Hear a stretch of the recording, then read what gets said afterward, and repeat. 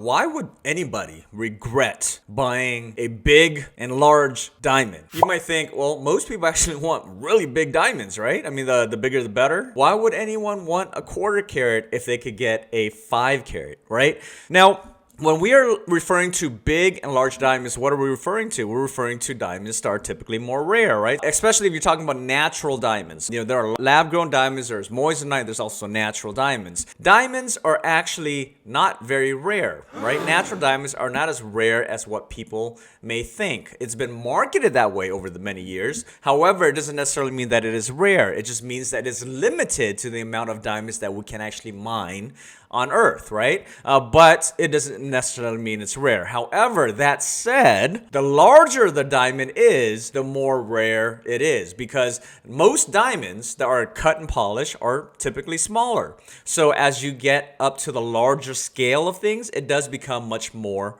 rare, if that makes sense. Okay, so diamonds overall isn't rare, but the larger the diamond, it definitely is more rare, especially if it's more of the fancy colored diamonds, red diamonds, orange diamonds, yellow diamonds, and larger diamonds. That said, going back to what I'm saying here, why would anyone regret buying a larger diamond? When you're buying a diamond, you might think, well, most people want larger diamonds. Why in the world do anyone want and regret buying a larger diamond? It's because of the way it's cut. When you're buying a larger diamond, what do people measure large diamonds by? They measure it based on the carat weight, right? However, if you study the carat weight of a diamond, just because it is higher in carat weight doesn't necessarily mean that it's going to look any more beautiful or bigger. Okay, and the reason why I say that is because a 1 carat diamond that is cut poorly versus a 1 carat diamond that is cut proportionately is a huge difference. It's night and day. Okay, so what is carat weight? Just because it's bigger doesn't necessarily mean that it appears bigger.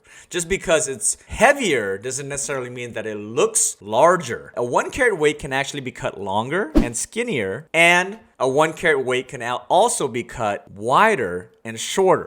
So from a visual standpoint, from the top looking down, once you set that diamond on a ring, if you're just taking a look at the top, the table of the gemstone from width to width and length to length, or the diameter, you could actually take a look at it and realize that depending on how a diamond is cut, the weight matters, but not really. If it's cut really long, then the majority of the weight is in the length, and you can't see it once you set the stone on your jewelry, right? Regardless it's on your ring, your earrings, or whatever. So for example, a 1 carat weight, the width of the carat weight might still be a 6 millimeter, whereas another 1 carat diamond might actually be 6.3, 6.4 millimeters. So if you're going to spend a similar amount of money on a 1 carat diamond, but one is 6 millimeter in diameter, the other one is 6.4 millimeter in diameter, visually the 6.4 is going to look bigger, even though the carat weight's the same. So imagine if you apply that to the actual carat weight. Now, if you were to increase that diamond carat weight, let's just say if you said, I will not do anything less than a 3 carat diamond or a 4 carat diamond. I understand that I'm speaking to some very specific people that are willing to pay a premium, that probably have a little more money in their bank account and to purchase a 3, 4, 5, 6, 10 carat diamond. I understand that. Not everyone can do that. But that said, imagine if you are going to buy a 10 carat diamond, but it looks like a 5 carat. Or if you're purchasing a 7 carat diamond, but it looks like a 5.5 carat. So you get my point. It's because of the way it's cut. Now, most people get confused because they think the higher the carat weight, the bigger the diamond. Yes, that's true from a scale standpoint when you weigh it. It's a scale of weight. Okay, it's a measurement of weight. It is not a measurement of visible, eye-catching appeal. If you're looking for a diamond that just look larger, then what you want to actually aim for is the cut grade, or at least what you want to look for is the diameter or the overall diameter of the crown of the gemstone. So when you're looking from the top down, it just appears larger, right? Again, a carat weight is a measurement of weight and not the measurement of how it visually looks.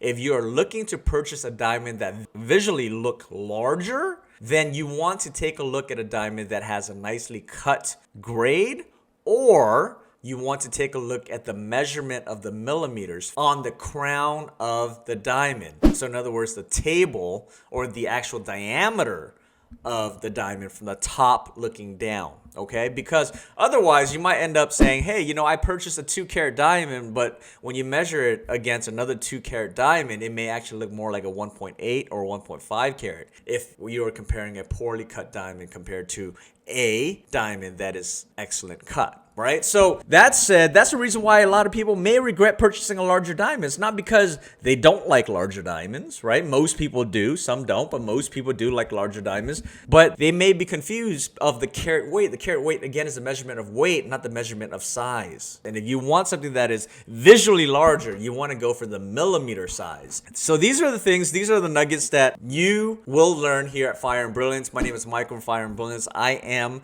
the CEO of fireandbrilliance.com. If you have never checked us out, make sure you check us out. But that said, make sure you hit the like button, subscribe to the channel. This is the type of content that I will provide to you so that you can get the most bang for your buck, get the most value in your shopping experience. I know many people that watch this channel is because you are a jewelry lover, a jewelry enthusiast, you're in the business, or for the most part, you're trying to learn because you're in the process of purchasing some expensive jewelry. So that said, thank you so much again for watching us. If you haven't checked out our previous episode, I went over the cut grade, which is something I kind of touch here, but they all go side and they all coincide in terms of purchasing a diamond that's for you, regardless if it's a natural diamond, lab-grown diamond, or a moissanite. This should benefit you in terms of your shopping experience. My name again is Michael, and I'll see you again next time. Goodbye.